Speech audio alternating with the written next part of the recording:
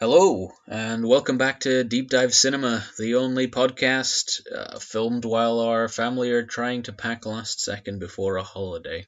Apart from the one we made last holiday. Yeah, that one didn't go online, so it's the only podcast not online. True. Yeah. So, hello. We usually upload these on Sunday, and this should be uploaded on a Sunday as well, but we're recording this on a Thursday. Just a little insight into the day-to-day lives. Yeah, so we're going away. So if there's any groundbreaking news, such as Henry Cavill is no longer playing the role of Superman, that happens, Well, tough. we won't hear about it. We won't. It's gone. But in that particular situation, we have heard We about did it. hear about it, and that's that ridiculous. Was yesterday. So there's some good/bad news depending on what you make of Henry Cavill. Yeah, I mean, if you want the DC universe to be rebooted, it's one step closer, definitely. Yeah, true. And if you love the films and you can't wait to see more, I've got some bad news for you. Man, everything hinges on Wonder Woman now. Yep. I can't wait to see her dodge some bullets that weren't going to hit her in the first place. I can't wait for Cheetah to come in. Oh boy. Great, so tell us a little bit about what we're doing first this week. We're gonna switch it up. We're gonna turn it on its head. We're gonna flip the table and Inside smash out? it up. We're gonna go inside out. Inside out table. Yeah. It's not very practical. No, you go into its head and there's a little table for every emotion. Oh, I It's see. inside Oh, out. it's a Pixar joke. Yeah. That took me a minute. Okay, we're a little slow. I need to warm up before I can start firing on all pistons. Yeah. Okay. So today we're gonna do things just slightly differently. We're gonna take our crap comic book character or charactered a little bit later in. I'm gonna be taking it, but for now we're gonna talk about some fan casting. Yeah. So we've each got 3 actors who we'd love to see in certain roles for things that we like. Do you want to start us off? Yeah. Okay. So we each picked 3 actors, and we've given them to each other, and we're going to suggest our own fan casts for these actors, but then we're also going to hear what we think of each other's. Okay. So my 3 actors are Paul Dano, famous for Swiss Army Man, Little Miss Sunshine, and other films. He was in 12 Years a Slave. Yeah, he was. Yeah. Isn't he famous for just getting beaten up in films as well? He's often called Hollywood's favorite unlikable actor, meaning he's no one's favorite actor, and he nearly always plays unlikable characters. Yeah. But he's very good at that. He is. He is, yeah. So tell me, who do you reckon would be good for Paul Dano to play? Paul Dano, I think, I would love to see him in the Star Wars films, Right. playing as like an officer. So Right, I so, can see that. Yeah. Yeah, so kind of I like could see a Hux kind of character. He'd fit right in with Yeah, I Hux. don't want him to be higher level. I want him to be more kind of, lower ranks. But I think an officer, yeah, I think an that guy admiral, could, maybe. yeah, that guy could really pull off I a see first it. order. I see a first that. order guy. I think maybe he'd be a bit too similar to Adam Driver's Kylo Ren, though, is all. Yeah, he might be though. I hadn't actually thought of that. He'd be kind of like somewhere I would think between Kylo Ren and Hux. Yeah. Just from what I've seen of his, from his past Interesting. performances. Yeah, I can see that. But, I think that'd be fun. When looking at that guy, the first thing because I wasn't even thinking like, what films do I love or whatever. I saw that guy and he was just like, wow, he would. He's a little bit Weasley or something, isn't he? Yeah, he's just got a little bit something. There's an Empire kind of quality to him. Yeah. So and especially First Order, which are maybe a bit more Weasley. Yes. Yeah. So I thought he'd really fit in along those guys. Oh, okay, cool. Yeah. I've got him down for the Riddler in DC. Oh, really? I thought he'd be a really interesting Edward Enigma, which is still a name that makes me laugh every time. His name is Enigma. Yeah. All right. And also, don't think that's a real surname, but it is now. Thanks for trying. Someone Batman. will have it. Yeah. I saw a post today that there's someone in America called Gay Bowser. Which it's like, wow, there's someone with every name. And actually, I had him Wish down that was as well. my name. Yeah, me too. We're renaming the podcast. Actually, I read this really interesting story the other day as well about a real life story about an American man called John George Ellis, who was a Texan. He was a child of a military family, and he grew up a drug addict, and then kind of got his life together for a little bit, and then really undid all of that by joining ISIS. Yeah. So he had a British wife and 3 kids and flew them out to, I think, Syria and then into Turkey and then got smuggled elsewhere and quickly kind of climbed the ranks of ISIS. Just like the Riddler. Yeah, there's a lot of parallels there. So this is a real story, so Yeah. I don't know. But the guy's like 29 and kind of has a bit of a resemblance to Paul Dano. And as soon as I read this story, I was like, first of all, that'd be a really interesting subject matter, and second of all, they look alike, so that means it's the perfect casting. It's him. I don't care how good an actor is or how suited they are for a role. They have to look exactly the same. That's how a lot of casting seems to work. Yeah. So they're my 2 suggestions. Cool. Yeah. Cool. No. I like him as the Riddler. How Yeah, would I you think kind it'd be of? fun. How would you, what kind of?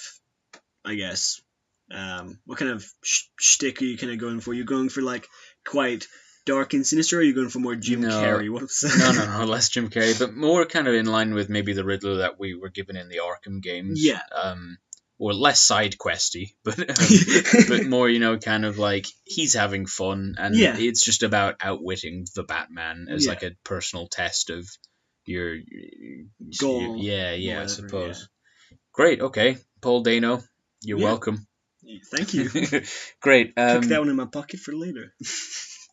Cool. Okay, so my next actor is Golshifteh Farahani, which I'm probably butchering the name of, but she is Iranian an Iranian? Yeah, an Iranian actress. That's how vowels work. Yeah, don't say we never touch anything on this podcast. Golshifteh is a Iranian actress, and I've seen her only in the film Patterson, which also had Adam Driver in. I saw the trailer for that. That is, so I'm definitely an authority to speak on what she should do with her career. But she was incredible in that film, and I would like to hear what you think she should do next. Before we talk, out of interest, was the dog CGI? Not as far as I'm aware. Because in it, there's like every now and then there's like a clip of the dog, and there's one clip of the dog sitting on the couch barking, and it looks like it's CGI, and it's really strange that they have one CGI scene of a dog. I've not seen that film in about 18 months now, which isn't really that long, but I do not recall the dog being CGI, but I'm going to look into that. Maybe not for the whole film, obviously, but in that one scene, it's like accentuated. Sometimes, you have your kind of, Babe type situation where they film the animal, but then they automatically they CGI the mouth. I've also not seen the film, so I don't know if the dog starts singing and stuff like in Babe. So I can't. I wish. It's the only thing that could have made that film more interesting. Yeah. I didn't really know where to go with this because I found very little footage of her acting. Right. Yeah. But recently I've been thinking about She-Hulk. Okay. And having her in a film. Yeah. And I don't want her to be like super similar to Bruce Banner. Yeah. But I would like there to be kind of the parallel that while they're not in their Hulk form. In their Hulk form, that they're both kind of quite soft, quite petite people. That's the thing though with She-Hulk is she's kind of always in her Hulk form. Yeah, when she's not, she's like a lawyer. She's in it regularly, but when she's not, it's kind of. But she's a lawyer when she's She-Hulk as well. Yeah, it just kind of changes. Why would she ever change back then? I don't know. It's kind of strength at all changes because she obviously she's changed over the years, and sometimes she changes back for different reasons, and often like when she does, she kind of loses a bit of confidence, and so she kind of reverts back to a more Bruce Banner kind of introvert. Yeah, introvert, cool. And I thought. That might be interesting for that. Yeah, I can see that, actually. I don't know how they do... Because I'll be completely honest, I'm not the biggest Hulk comic fan. I've never really read that much of Hulk. But my understanding is She-Hulk is Bruce Banner's cousin. Yes. And she gets her powers because she needs a blood transfusion and he's the only match, but he's also horribly gamma radiated. She's like, I need a blood transfusion. And he's like, well, I'm her cousin. I'll do it. No, oh, wait a second. I've pumped her full of gamma rays. So she's kind of hulky. Yeah, but because it's diluted, she's only Hulk. She doesn't Hulk out completely. She retains her mind. She's like 7 foot tall, though, isn't she? I'd say she's like 8 foot tall. Oh, she's really? like she's bigger. She's very tall. Yeah. Right. Okay. And she can like jump onto the helicarrier from the earth, like from ground or whatever. Right. Yeah, wow. I think that happens in Civil War 2. She just kind of lands on the helicarrier and they're like, how did you get here? She's like, I jumped. Takes off her sunglasses. Well, maybe Mark Ruffalo and Goldshifteh might not have a lot of similarities, but I'm sure they could pass it off in some kind of way. Or even it's Cousin-in-law. She's just got a really weird blood type that only he has. shares or something like that. That's why the Abomination didn't work. He was an A+. Yeah. And, that's what Damn, it writes itself. Well, I have her down for a Rocky-style film about female MMA fighting. Oh, yeah. Because I watched a short documentary, which the name of I've already forgotten this week, about a Jordanese from Jordan. Is that Jordanese? I read about that. I read about that film, and then I've also forgotten the name of it. Okay, well, if I remember, I'll put it in the description, but I'm already, as soon as I said that, I'm like, I don't really want to do that, so I'm not going to do it. Okay. But there's a female boxer and MMA fighter from Jordan called Arifa Sasio. Man, we're just killing the names this week. If you're Middle Eastern, I'm sorry, your names are difficult for me to pronounce. But that was really interesting, and the whole kind of background and talking about whether that kind of thing flies in the Middle East and stuff, because this actress Golshifteh Farahani, I won't go too much into it, but there was a whole story where she was kind of pressured into doing like a semi-nude scene. Okay, yeah.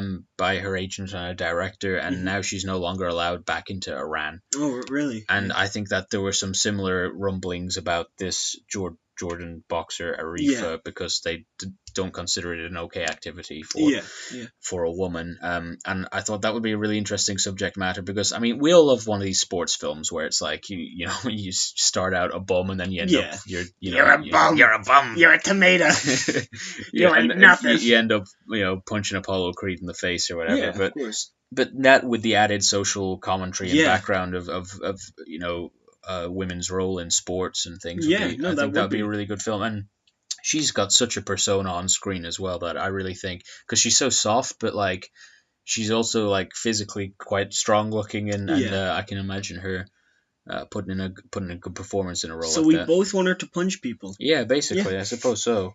Well, now you mention it. Yeah. Great. And my third and final actor that I have is Elle Fanning, who I'm sure I've probably already mentioned every issue so far. I'm a big fan of Elle Fanning. I really like her as an actress.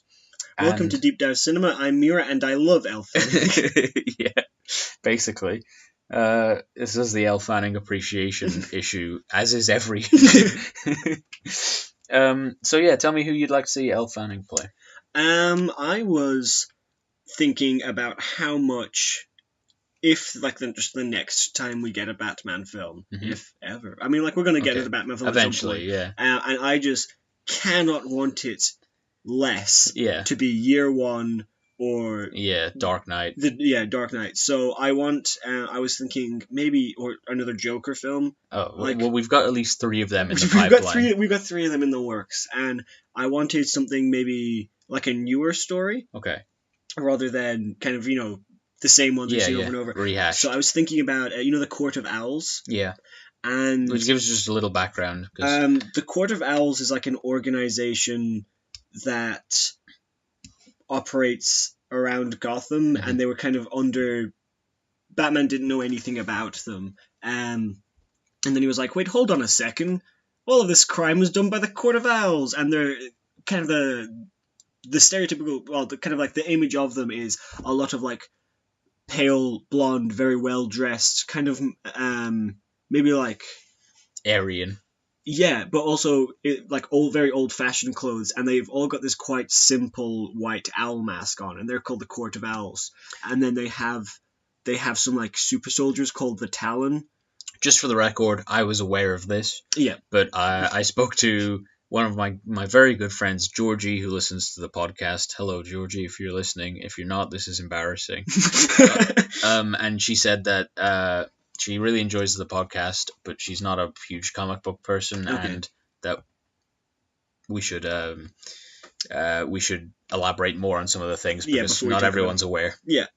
Yeah, sometimes you talk about Machine Man, and I still have no Yeah. clue who that man is. I was gonna say, I don't think the writers know who that is.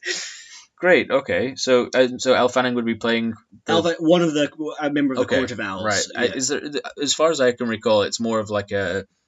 It's not like a democracy where you've got like a head of the Court of Owls. It's more of just There's like a a head communal. of there's a head of the Talon. Okay. Which are like the strike Yeah, force of yeah. the Court of Owls, but the Court of Owls is like a court, so everyone kind of works Right, together. okay. So, but she'd probably be like the one who interacts with Batman, I guess. See, Then. I think I have a bit of a hard time seeing Elle Fanning as villainous. Honestly, I'm sure Yeah. she's capable Yeah, of it, yeah. but I of all the films that she's been in, which is a huge amount now, because she's been acting since she was so young. Yeah, she's only 20 now, is she? I don't. Yeah, Yeah. she's slightly younger than me, I think. Yeah. But I don't know exactly. Yeah, but I picked her because she kind of looks a lot like the people in the Court of Owls, but she does look very innocent. Yeah, and she's so got like a kind of a youthful, and ethereal quality. for a Batman, especially if they're going for darker films, for a Batman who's used to That'd be fighting interesting, the Joker and the Penguin, to have this very innocent looking young person who, once they take off even it's only like a mildly creepy mask, once they take that off, just looks like a well-dressed young woman. I think that would be... Yeah, he's not going to be able to throw a crate at her head. Yeah. His favorite tactic of overcoming foes nowadays. Yeah.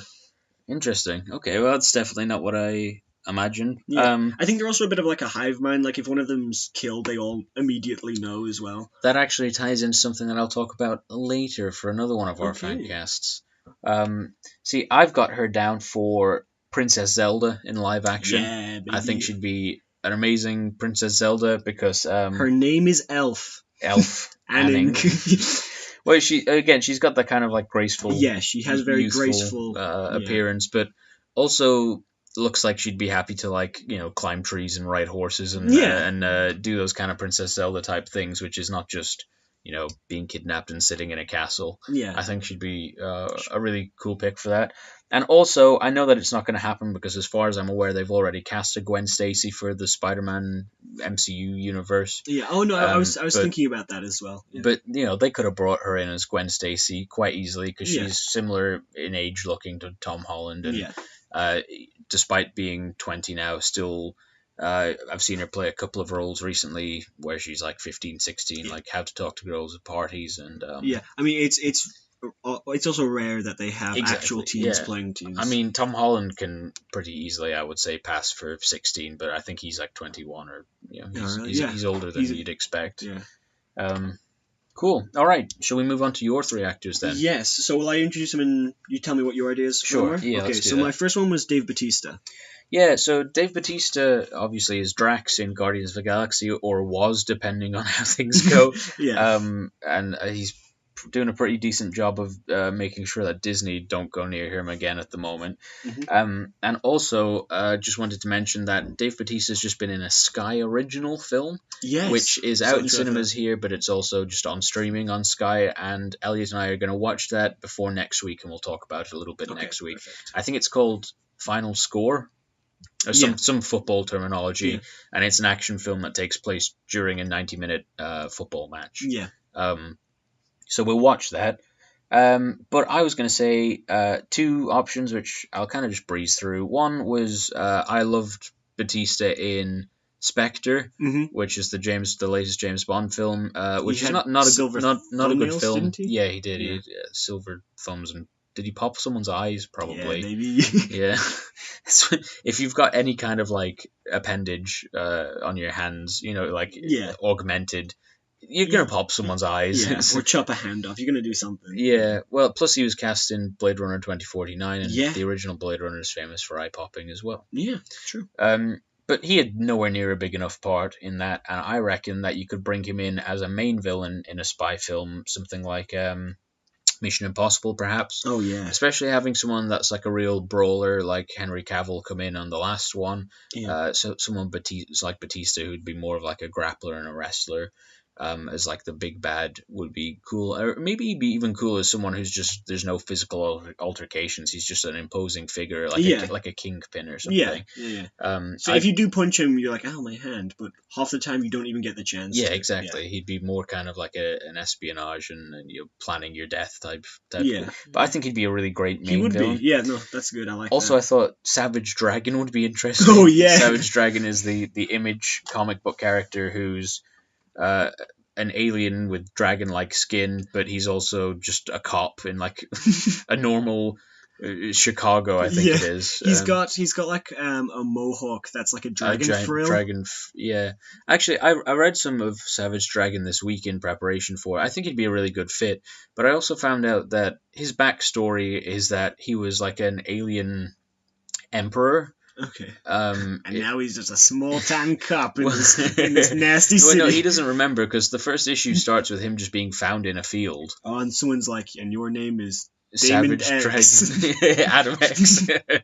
No, that's a reference to last week's episode. You should check it out. But so it was only like 10 years after his introduction that the backstory was actually told. But he was the emperor of this alien race that's going around looking for a new planet.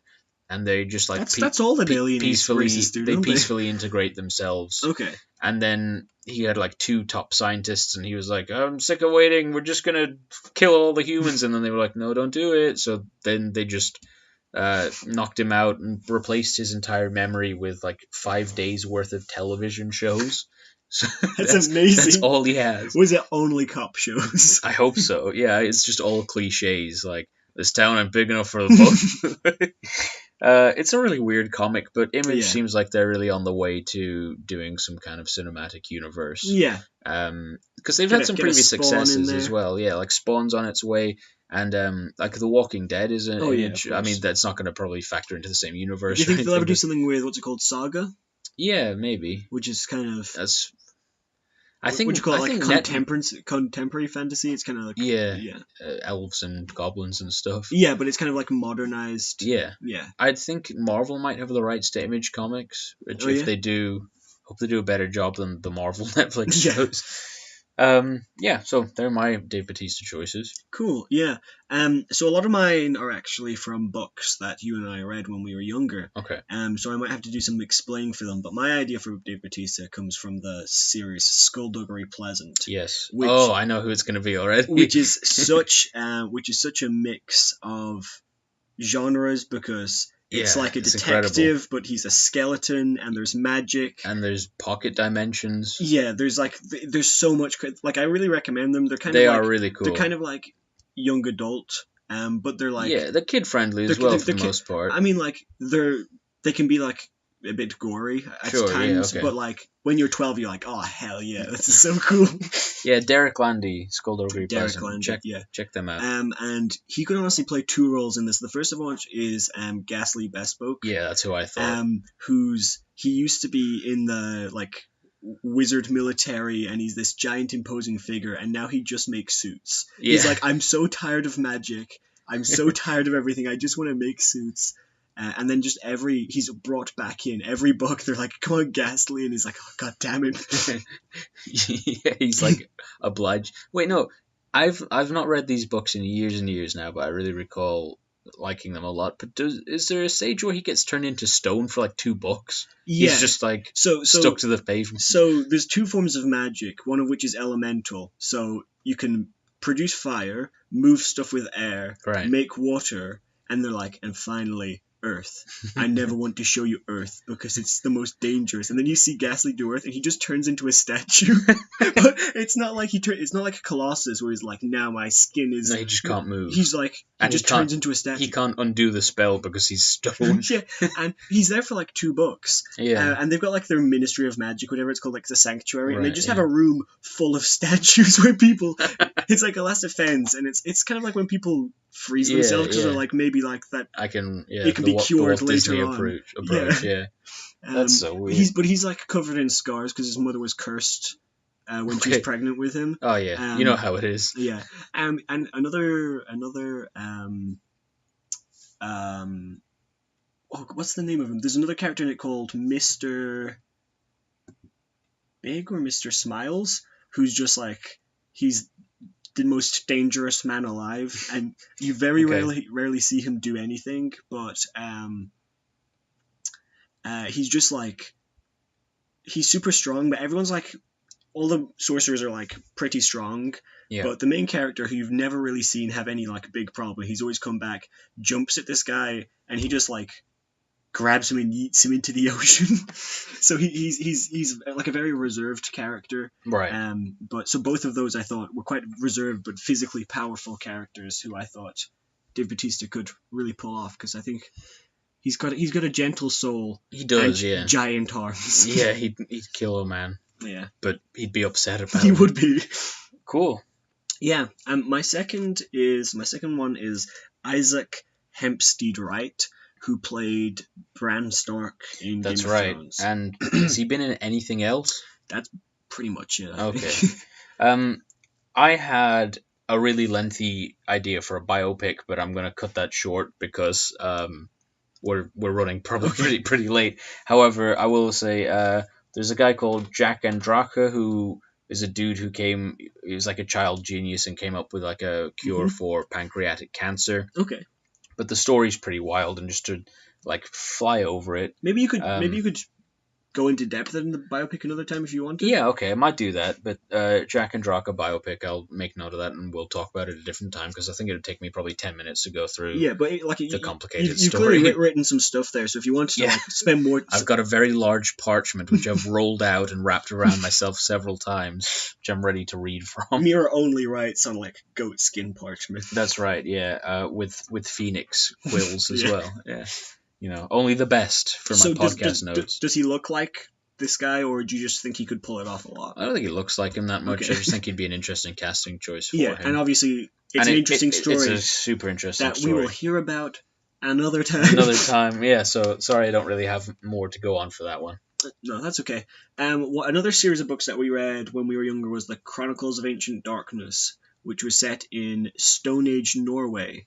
Oh, that's right. It was about different clans. And they all had like the patch of the animal that represented their clan on them. Yeah, so there was like the Eel clan and the Wolf clan and the Raven clan. Oh, yeah, I see it. The main character of that is Torak. Is he raised by wolves? He was raised by... The Wolf clan is now dead and gone. Oh, damn. And he's like the last of the... He's the last of the wolves. He's not a wolf. He was raised by wolves, so he's got his best mate is a wolf called Wolf, and he can like kind of talk, telepathically speak to it. It's kind of like wolves don't talk by like barking; they talk by like moving their ears and stuff. Right. So he can kind of like understand. He can kind of talk without making any noise. Mm-hmm.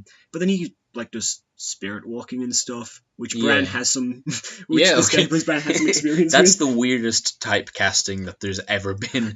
You're the spirit walking guy. I was just like, I didn't even realize that. I just thought he looked like how I imagined him. But now just sitting here, we're like, wow, Bran has a wolf and can spirit walk. You ever think about? You ever see those like really specific Netflix categories that come up, and it's like popular films that feature Brad Pitt and also have a scene where he fights a donkey, and you're like, what? How is this a whole category? How'd you have 20 films ready for me?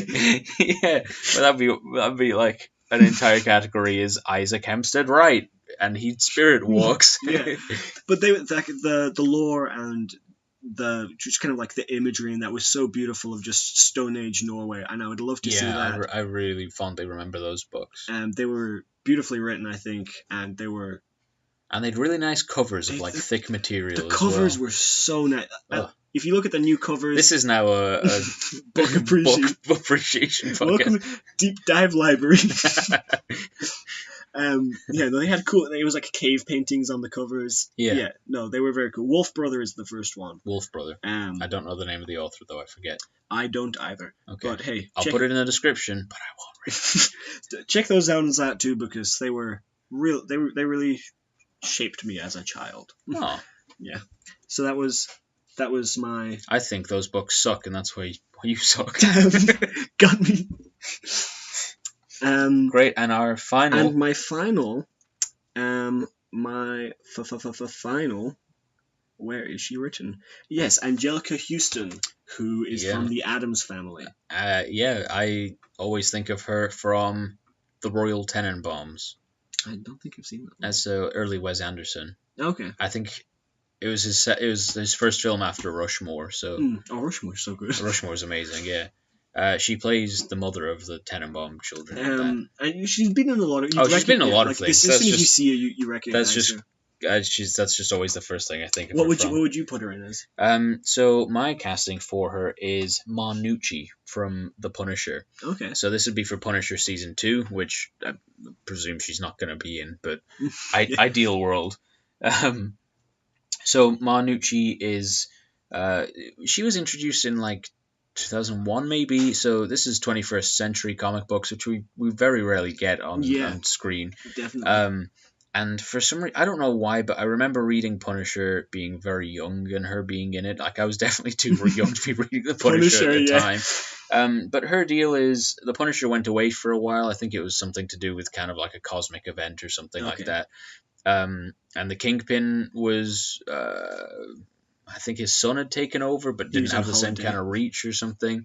And this family called the Nucci family, who I presume are Italian Americans. Mm-hmm. I don't know if it's pronounced Nucci. I've never heard it said out loud. Is it Noki? Like it's kind of Gnucci. Nuki, I don't know. Whatever it is. Okay. We're insulting every culture's naming schemes now. So she was kind of head of this family, and she ran it with her brother, and she had 3 sons. And the Punisher killed the 3 sons then the brother, and she just became this, like, usually it's like, oh, you're interfering with our mafia type situation, but she just threw all that out the window and just became like absolutely hell-bent on just, I don't care how, I don't care who, just I'll give infinite money to whoever kills the Punisher. Yeah. Like, she was pure rage and hatred and just had like a massive group of people to back it up. At some stage, she lost her both her legs and her scalp. Okay. So I don't think they'd do that in the show in the same way that, you get Jigsaw in like the last episode or whatever. But so she's not, she's a older woman, not old, but older. And not a physical threat or anything, but just like I've never read a stronger case of like an unbridled rage, like a maternal rage, and I think that she could definitely pull it off. I think that she's at a stage in her career where something like that would appeal to her as well, like a TV position on a Netflix or something, perhaps. I mean, I don't want to presume or anything, Angelica, but I reckon that I think that she'd be a really great character for season 2. That's cool. We both went Marvel because I was thinking of Madam Web. Okay. From Spider-Man. Yeah, I'm about that. Yeah, Madam Web is a Spider-Man character who's an elderly woman. I think she's paralyzed. Yes. And she's like got psychic power. She sees the future, but only like pretty close in advance. Yeah, she's not like, hey man, in 20 years. No, she's like, Spider-Man Juggernaut's on his way. he's literally at the bank now, please. But she's just got like a police scanner. No, she's on like a giant life support machine that's shaped like a spider's web, and she's like, this is the only one that. And she has a tail as well. Like, she doesn't have legs. She's just like a slug at the bottom, is she? Or is it just like a long dress? I can never tell. I don't know. But she doesn't move, so it doesn't matter. Like, she's always in like the life support. Yeah. And she's like, yeah, I've got to use this one. And you're like, Madam Web, you just want an aesthetic? Come on, man. Yeah, that's true. I've read her in quite a few issues of Spider-Man, but I don't really know. She's been in a couple games, I think, as well. I don't recall what her actual like backstory or how she has her powers or anything. Oh, I've got no clue. I just know she's cool. She's just cool. She sits there with a spider. Someone to like for like Daredevil or Spider-Man to just visit sometimes. Yeah. And like, sometimes she gives like false prophecies as well, which is interesting. But she's very like mysterious, and she's like quite tall and like a bit, even though like you don't think there's anything she could do to you, she knows what's going to happen to you, so she's a bit intimidating. Yeah. And I think Angelica could really pull that one definitely off. Addams Family's evidence of that. Yeah. Cool. Yeah.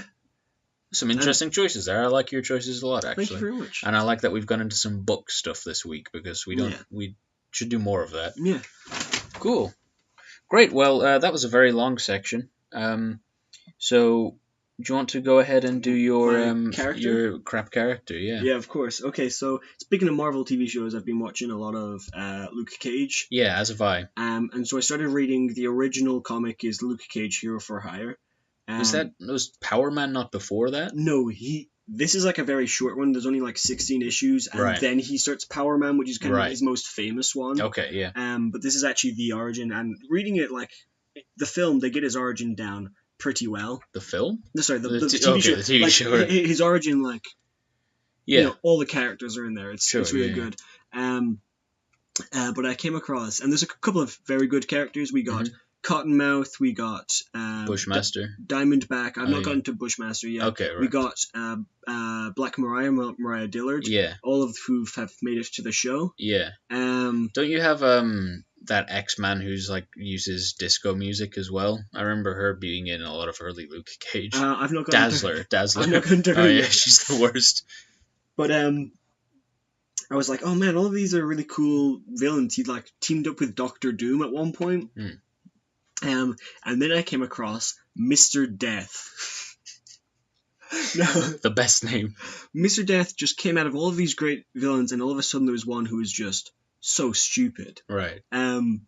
So he's kind of like I thought at first he was maybe a rip-off like Two-Face, because his whole thing is based on like a roulette wheel. Right. But then he just is like he's a casino villain with the powers of a casino. Wait, So- can he manipulate the casino? Yeah. Okay. Well, maybe it might just be technology. I don't know. Okay. But That's such a specific, like, imagine if it was a luck-based skill, but it's like, but only for casino items.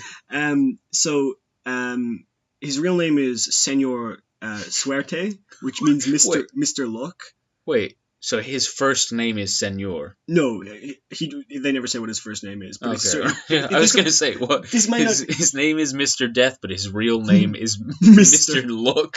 Yeah, no, he goes by that. Might not be his real name, but Senor Suerte. But then Okay. he's like, and now my alter ego, Senor Muerte, Mr. Death. So it starts off, and Luke Cage is doing some investigating. It's actually caused because of Black Mariah. But he breaks into one of his clients who died's bank vault and finds a matchbox for a casino, and he goes there and it's burnt down, and he's like, damn. That's what the matches were for. He's like, damn, I should probably look into this more, because they don't typically just go up in flames. Yeah. So it's this point that we meet Senor Suerte, and he's just talking to a guy in his casino, and this guy's like, hey, Senor Suerte, you're so damn lucky. And he's like, yeah, man, I'm so lucky. Everything I ever do, it always turns out the best of luck. That's how I can run this crime ring through my casinos. And he's just talking to this guy about how he runs... Thanks, exposition thug. Yeah, no, this isn't even a thug. It's just a guy who walks into his casino. Oh, yeah. Yeah, and then so he just explains, like, his whole situation to this random guy. He goes into his office, and he's like, hey, hold on, maybe I shouldn't have told that to that guy. I gotta kill him now. Oh, great. But he's like, okay, well, the only way I can kill him is by becoming Senor Muerte. So he puts on his costume. Is it he'll never know who I am? Yeah, but he's got no mask. So Okay. I want you to imagine this man. So his suit is all, there's no like decorations on it. It's just toe to neck red, Okay. body like skin tight. Okay. And then on his chest he has. He's Mexican. Yeah, he's Hispanic. I don't know where he's from specifically. He's not the emblem of an actual roulette wheel on his chest. A working one. Working one. Wait, but From which come yellow wires, which run down his hands to big yellow gloves.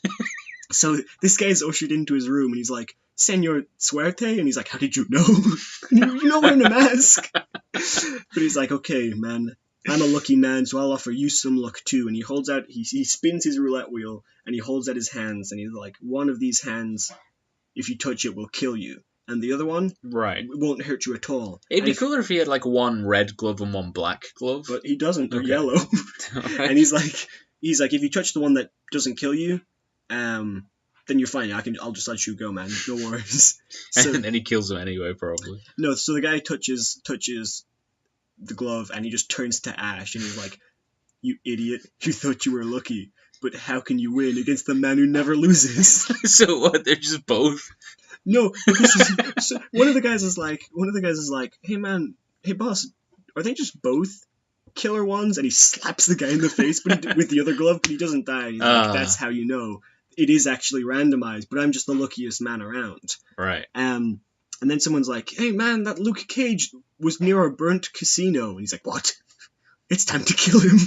He must be burning down all the casinos. No, he was like, he must be investigating. He'll find about my crime ring that I can't stop telling everyone about.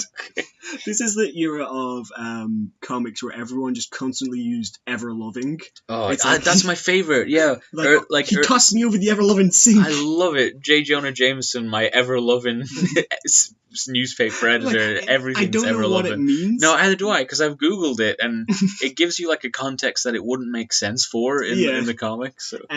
Luke Cage has the best dialogue. He's constantly just calls everyone cat. baby. Because he's like, yeah, baby. It's up for you, baby. Sweet sister, sweet Christmas. Sweet Christmas. He's got the best dialogue. He's always talking about jiving, and I also don't know what that means. Jive is a jazzy dance. Yeah, but he's like, you've got a jive-ass name like that. Oh, yeah. Wait, maybe it also means bad. It means good, it means bad, and it means the dance. He just loves it. I wonder, does he ever use like all three concurrently in one sentence? But Mr. Death is like, right, with my luck, I can tell that this is the perfect time to send thugs after Luke Cage. Okay. They do their best at this moment right now. So he sends them, and Luke Cage just beats them up. But he doesn't know about this. Mr. Death doesn't know about this. How did the thugs try and take him out? Because obviously Luke Cage has bulletproof skin and enhanced strength. They use guns. Oh, yeah. How many in the show, like, twice an episode, someone, like, sees him and they pull out their gun and start shooting, and I'm like, guys, he's the only superhero here. It's his one attribute is he can't be shot. Like, please just stop trying. I'm sick of it. Like, no one uses any other weapon. Sometimes someone will come out with like a knife or like a bat, but it's so rare. And even then, it just bounces off him. Yeah. His poor clothes, man. Like in the early Luke Cage as well, for some reason he never has holes in his clothes. It's always just fine. Every single issue they make come up with some reason to get him to take his shirt off. Yeah. It's every single issue. But Mr. Death goes to another casino and is like, "Hey, I own all the casinos. Stop it." And they're like, "No." And he's like, "Okay then. Touch my glove." Why do people agree to this? I don't know, but they always do. He spins his thing. He's like, "Come on, man, you feeling lucky?" I imagine this like a pull my finger type situation where there's like, well, I can't say no. Yeah, but he touches it. He turns to ash, and he's like, "Okay, cool. Anyway, just shoot the rest of the guys." And burn it to the ground. Does he have like a finite amount of luck, and he just doesn't want to chance it? I guess. Because then it runs for 2 issues, but Luke Cage shows up and he's like, "Hey, stop sending people to shoot me." And guess what Mr. Death is like? He's like, "Hey man, wanna touch your glove?" And Luke Cage, for I don't know why he would ever say this, but he's like, "Nah, baby, I'm just gonna punch you." But because even Mr. Death doesn't know which of his gloves is the killing one, so he just touches Luke Cage with both of his gloves. Okay. And it doesn't kill him, it doesn't turn him to dust, but it sends a shock through his body enough that he's like knocked out. Okay. And he's like, "So you guys tried to shoot him and it didn't work?" And they're like, "Yeah." And he's like, "Well, then just drown him." Yeah. And everyone's like, "Wow, man, yeah, that's a really good idea." That's one that I always think like. They're like, "Oh, Wolverine, he's unkillable," and I'm like, "Just drown the guy, yeah. Just shoot him into space. What's he gonna do?" Yeah, so he while he's unconscious, he just takes Luke Cage into a sewer. He chains him up, and he's like, "This is just gonna fill with water, and you're gonna die now." Oh, they always do that where this room is going to fill with water very slowly and in an undetermined amount of time. Like you just cement him, you know. Or just put his head under the water until you're like, "Yep, he's definitively dead." He's already unconscious. Yeah. It's not hard, but he does that, and then he goes and beats up another casino. Okay. But Luke Cage gets out. It's like a really good scene though. It takes him like so long, and they really because in this they don't want to use panels where they don't need to. Yeah. So it's quite concise. It's quite concise, but here they really took their time to like build the tension of him not being able to get out. And he's like, "I'm being pulled down by these chains." So he still had a chain belt at the time. Oh, So he's yeah. like, I gotta take off my chain belt. Why? So he's not right. weighed down, but he's still got giant chains on him. He must weigh so much, though. He weighs by himself 300 pounds in this, because he's like twice as dense as a normal man or something. Actually, just while researching for this, I found out that Savage Dragon is 480 pounds and 6'3". Damn. So Dave Bautista's perfect. Yeah. Crikey, But, that's heavy though. Yeah, an informer tells Mr. Death that he's not dead, and this is the funniest scene because he's so angry, and it's the art makes it like all shaky. Yeah. He's like, "What? He's dead? Thank you for telling me. You can have $100 of credit in my casinos and free drinks for one night. I'm gonna kill that Luke Cage." And it's the weirdest thing to include in this angriest panel of him like screaming into the night sky. Which is everyone who hears it in New York now gets free drinks for the night. Yeah, he's like, "You get a free bar pass." What a weird thing to shout down the phone. Well, I mean, maybe he knows that he'll be lucky and everyone who turns up will actually end up buying extra stuff. Yeah. Or losing money. Yeah. Because he always wins. But until he doesn't, probably in this issue. In this issue. So Luke Cage shows up into the casino and he's like, "Okay, man. Okay, baby. It's time to tussle. It's time to jive, baby." Yeah, and he's like, "Okay, come and get me." And then at this point, it turns into like a fun house of just giant like casino one of those equipment. Tom and Jerry scenes where they just keep running in and out the doors, but then they come out a different He one. just keeps running after Mr. Death, and he'll like step on the floor, and he doesn't realize it's like a giant what's it called? That's on his chest. Roulette? A giant roulette wheel, and then he'll be walking, and giant dice will fall on top of him. Is there any stage where one of those like little coin machines, where you put a coin and it pushes him off the ledge? Falls on top of him. Does he just get like buried in coins? He Yeah. does. A different coin machine shoots coins at him. I knew it. Had to happen. He gets to the end and he turns around a corner and Senor Murtez is just there, and he just like puts his hand on Luke Cage's face, and Luke Cage just like crumples and he's like, "Okay, this isn't going to turn you to ash, but eventually your like nerves are just going to give up on themselves and you'll die." Right. So Luke pulls off his chain and like starts just beating him up with the chains. We get some reach while his hand is still on his face. Yeah, he gets. Okay. They break up, but he's like, it's like every time I hit you, you're closer to dying. And Luke is like, "Same to you, baby. I'm beating you with a chain. You're a normal man." But he wraps the chain around him. I imagine like being in this excruciating pain and just having this conversation. "You're gonna die." "No, you." Yeah, that's what they're like. They're both like, "You're gonna die now." "No, Luke Cage, you're gonna die now. Not a chance, baby." But he wraps him in the chains and it electrifies him, because the charge carries through the chain, and he turns to dust. And Luke Cage is like, "Guess luck was on my side, baby." Call me Luke Suerte Cage. Does he take over the casino? No, he just goes home and doesn't make any money, because this was also the era when it was like, all the superheroes have to have problem finding accommodation. Yeah, that's so true. Yeah. Well, it makes them more relatable, doesn't it? Yeah. So I wanted to maybe remove the giant, put him in Season 3 of Luke Cage. Maybe remove the giant dice and slot machines. No, that sounds like the best bit. But maybe the suit, like instead he could have like 2 rings or something. Okay. A little bit more toned down. Yeah, and rather than him like getting a premonition like, "Oh, I've got to send the guys now," I want it to really, really be based on just luck. So like he'll be like sitting in like his office above the casino, and he'll watch a roulette reel and it lands on red, and he's like, "Okay, now go." Right. Or something like that. Yeah. There was a scene. So he would be more Two-Facey. Yeah, he'd be more Two-Facey, and it would be. There's a scene when. Or No Country for Old Men as well. Wait, no.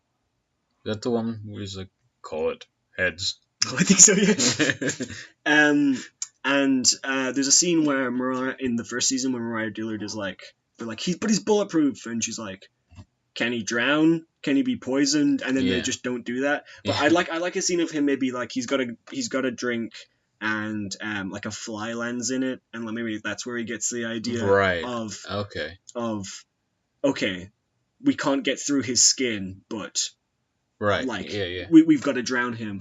And also the scene of Luke Cage breaking out is like sounds cool. it's really Sounds like a good intense, set and piece. especially like in television, you could make that amazing with all the bubbles. What is it with early Marvel and people like having to get out of like water-filled rooms?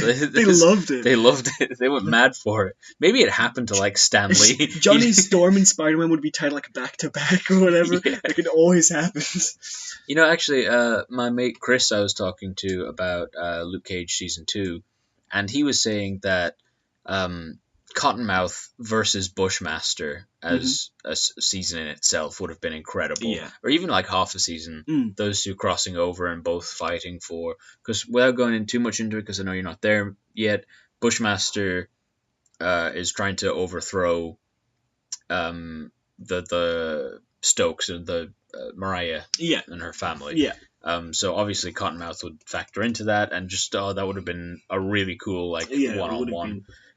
But maybe this Muertes guy could take over the central location, which is the nightclub in Luke Cage, and turn that into a casino. Yeah, that's what I was thinking. Oh, cool. Yeah, because obviously, especially in the first season, or about the second, it was such a big thing.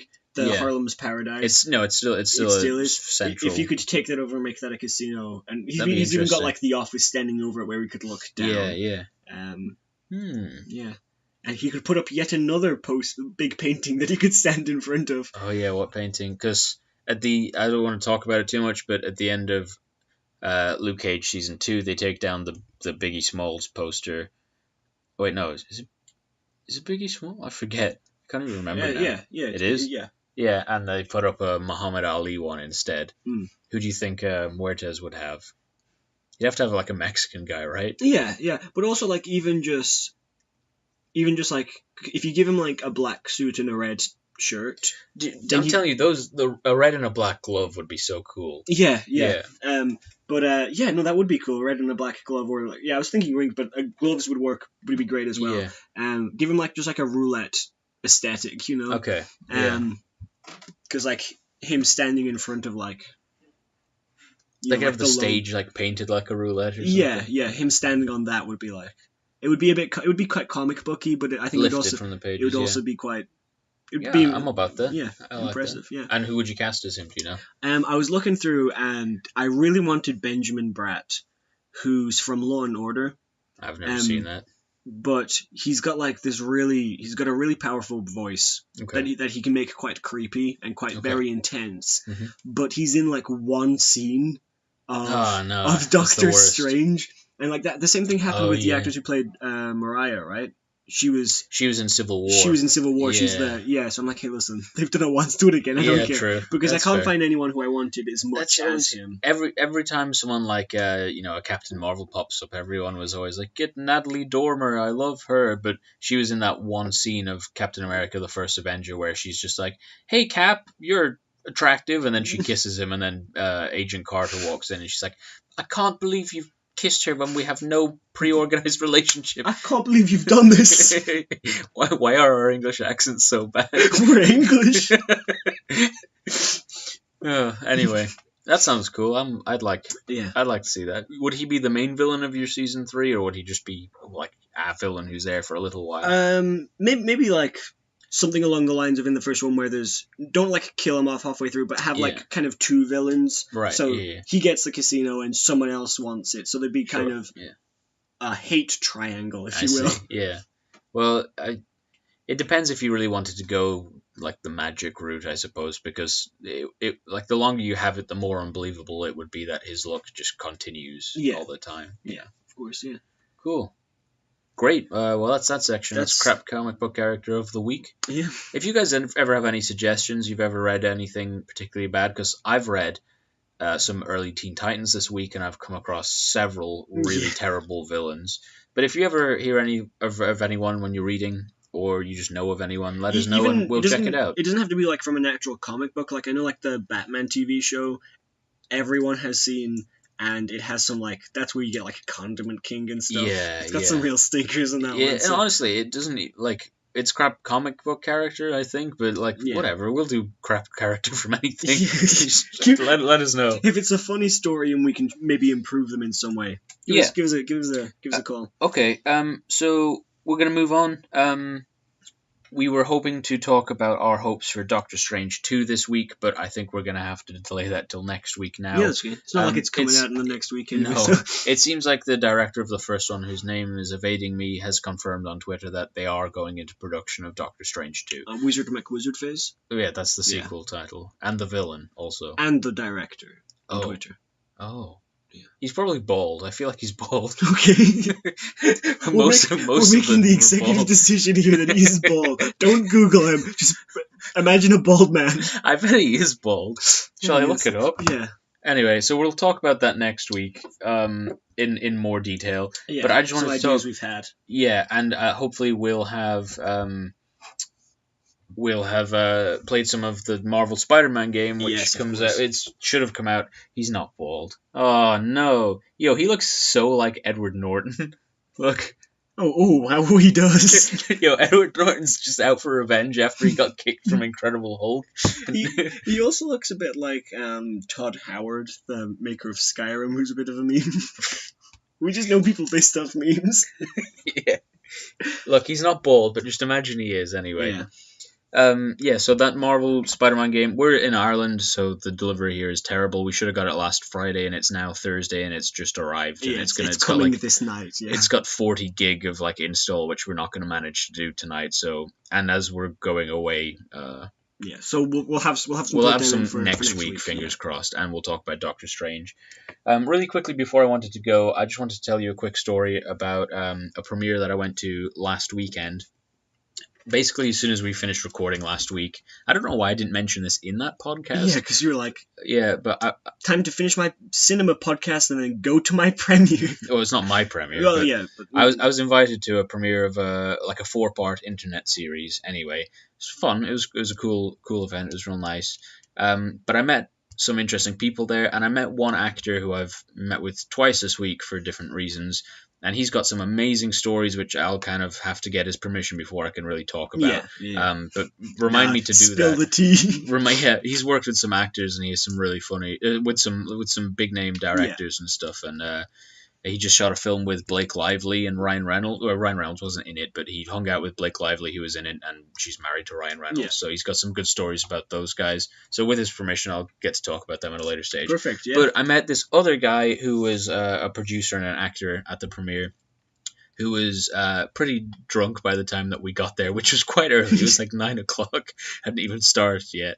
And he was just really eager to talk about his ideas for stuff, because I said, I'm a film graduate, and I specialize in kind of pre-production and producing, production coordinating, this kind of thing. So I think he thought that I was just going to be like, that's it, I'll give you $100 billion to make this film. I want it on my desk by Monday. Yeah. Well, obviously I was like, cool, yeah. Cool. I'd make it if I had money. Yeah. But he was just talking, and he started pitching me this idea, which I don't want to go too far into, but at first I was like, yeah, cool. And then as it went on, it just became increasingly clear to me that this was exactly just Green Lantern. Okay. Like, it was basically beat for beat Green Lantern. Now, he described it in a way where he didn't start with, it's an intergalactic team of people who can magic matter up with the use of rings or whatever. But, so he started out kind of like, well, it's about this one guy who's from this place, and he works for this, Yeah, but as it went on, I was just like, this is Green Lantern. And even, like, his kind of idea for the villain was like that guy with the big head from Green Lantern. What's his name? So, was it they had, like, rings and they could make stuff? It wasn't rings. It was, they're given some kind of, like, stone or something, and it was like they consume the stone or whatever. But they can make stuff like Green Lantern? Yeah, basically. And he was like, they have a base on the moon, and I was like, oh, it's just Inhumans. Yeah. Or, I mean, like, what is Oa, if not just the moon, but further away, Bro. Bro, now we're getting into it. As we were talking, I was like, this is just Green Lantern. And then I was like, right. And I didn't want to say, like, that sounds very like a Green comic Lantern. that's existed since, what, like the 1940s? So I was like, right, okay, cool, yeah. my brother might be interested in that. He and I run a comic book podcast, and suddenly he was like, I have to go. I was like, what? Dude. So as soon as he kind of like freaked out, then it became very apparent to me that he knew Green Lantern and just wanted me to make a Green Lantern film for him. And I was really like, there's already a Green Lantern film, like, and everyone knows about the Green Lantern. It might not be a good one, but like it's there if you want one. So he just pretended that it was his own original idea. I think. It was just Green Lantern. And he went on for it for like a good 15-20 minutes before I made mention of the fact that we run a comic book podcast now, and that was really that was something else.